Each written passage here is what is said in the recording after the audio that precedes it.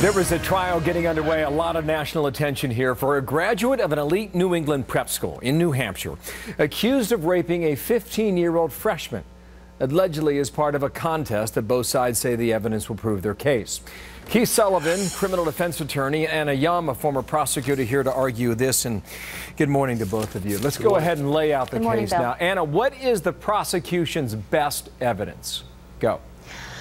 You know what, Bill? I think the prosecution's best evidence is looking at the victim's behavior. Why would she make this up? And that's the question that jurors really want to know and resonates with the jury. Why would the victim make this up? Why would she call her mother in the middle of the night in tears claiming that he raped her? Why would she subject herself to such scrutiny and such speculation and possibly negative attention if this wasn't true? I think these are the facts that the prosecution is really going to have to focus in terms of swaying the jury and persuading them that the victim has no motive here. So she'll be on the stand, right, Anna? Right. And it will come down to how credible she is in telling her story. You'd agree on that, right?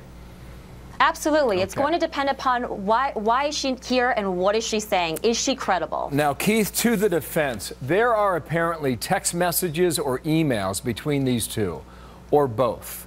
Yes. And as a defense attorney, what will those messages prove, do you believe? Well, those text messages go to prove that there was no forced rape. And that's a big issue in this case. The prosecution is painting him out to be a monster. And as she pointed out, the prosecution on the clip, he doesn't look like a rapist. He sits there. He looks like Harry Potter. He sits there with his glasses on, this young, innocent kid. How could he possibly violently and maliciously rape this woman and plan it for months and months at a time, as the prosecution claims? Okay, now that could be. I mean, he may look like an innocent guy, but come back to the evidence. Again, sure. What do the messages tell you as a defense attorney? How could you defend this? Well, let's go to the scene. The evidence at the scene, there's no ripped clothing. There's no defensive marks on her. There's no marking. There's no bruising. The only indication is that some form of sex took place. Did it take place with him? Did it take place an hour earlier? Forensics will never give you that definitive answer. Then you look at the evidence after the fact, the text messaging, where she's joking and laughing with him about it. Look, many women have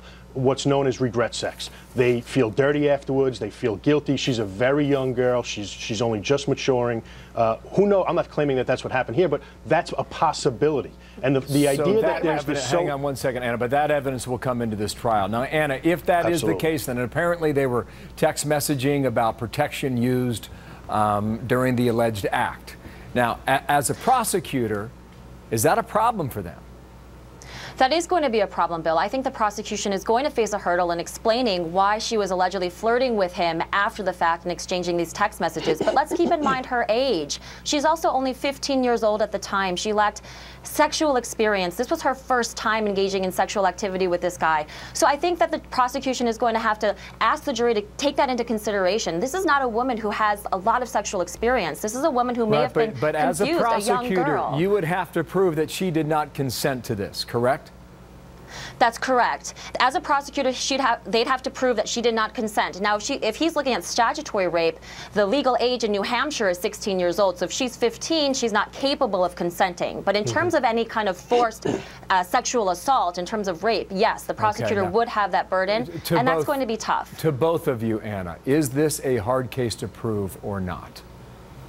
I think it is. I think it's going to be a difficult case to prove, just because I think her conduct after the fact is something that she's going to be subjected to in terms of tough cross-examination. Wow. If she really didn't want this to happen, why is she engaging in these text messages and emails? Keith, what do you think happens here?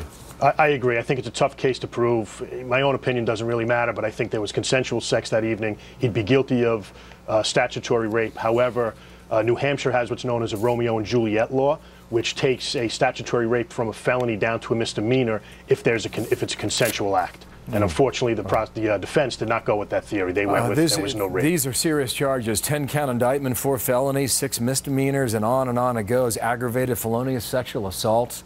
3 women on the jury, 11 men in New Hampshire. Thank you, Anna, and thank you, Keith, as well, for analyzing this. Thanks, Bill.